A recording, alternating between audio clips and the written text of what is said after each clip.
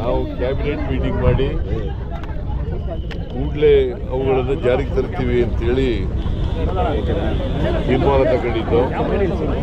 ಅದರಂತೆ ನಾವು ಮೇ 20, 2023ರಲ್ಲಿ ಅಧಿಕಾರಕ್ಕೆ ಬಂದು ಜೂನ್ 11ನೇ ತಾರೀಕು ಶಕ್ತಿ ಯೋಜನೆಯನ್ನು ಜಾರಿಗೆ ಕೊಟ್ಟು ಜೂನ್ 11, 2023 ಶಕ್ತಿ ಯೋಜನೆ ಜಾರಿಗೆ ಕೊಟ್ಟು ಅವತ್ತಿನಿಂದ ನಿರಂತರವಾಗಿ ಈ ರಾಜ್ಯದ ಎಲ್ಲ ಹೆಣ್ಮಕ್ಳಿಗೆ ಉಚಿತವಾಗಿ ಸರ್ಕಾರಿ ಬಸ್ಗಳಲ್ಲಿ ನಾವು ಕರ್ಕೊಂಡು ಹೋಗ್ತಾ ಇದ್ದೀವಿ, ಪ್ರಯಾಣ ಮಾಡಿಸ್ತಾ ಇದ್ದೀವಿ. ಸೊ ಅದು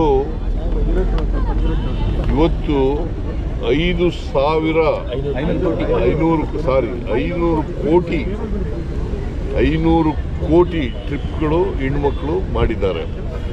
500 ಕೋಟಿ.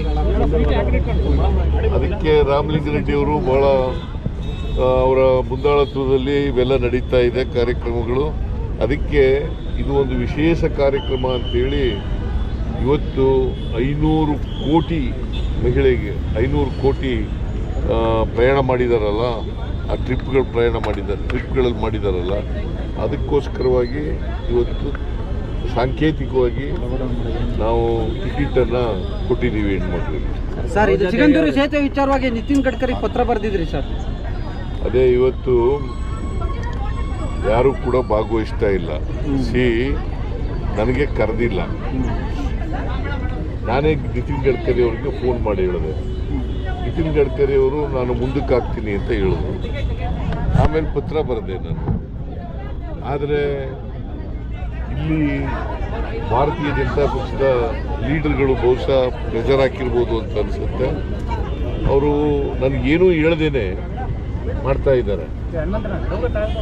ನಾನು ಹೋಗ್ತಾ ಇಲ್ಲ. ನಾನು ಈಗಾಗಲೇ ನಿಗದಿಯಾಗಿದ್ದಂಥ ಕಾರ್ಯಕ್ರಮ ಇಂಡಿನಲ್ಲಿ ಒಂದು ಕಾರ್ಯಕ್ರಮ ಇತ್ತು. ಅದು ಒಂದು ತಿಂಗಳಲ್ಲೇ ನಿಗದಿಯಾಗಿತ್ತು. ಆ ಕಾರ್ಯಕ್ರಮಕ್ಕೆ ಹೋಗ್ತಾ ಇದ್ದೀನಿ. ಅಲ್ಲಿ ಶಂಕುಸ್ಥಾಪನೆ, ಉದ್ಘಾಟನೆ ಕಾರ್ಯಕ್ರಮ ಮಾಡ್ತಾ ಇದ್ದೀವಿ. ಅವ್ರಿಗೆ ಹೋಗ್ತಾ ಇಲ್ಲ. ನಾವು ಪ್ರತಿಭಟನಾರ್ಥವಾಗಿ ನಮ್ಮಿಂದ ಯಾರು ಕೂಡ ಹೋಗಲ್ಲ. PWD ಮಿನಿಸ್ಟ್ರು ಹೋಗಲ್ಲ,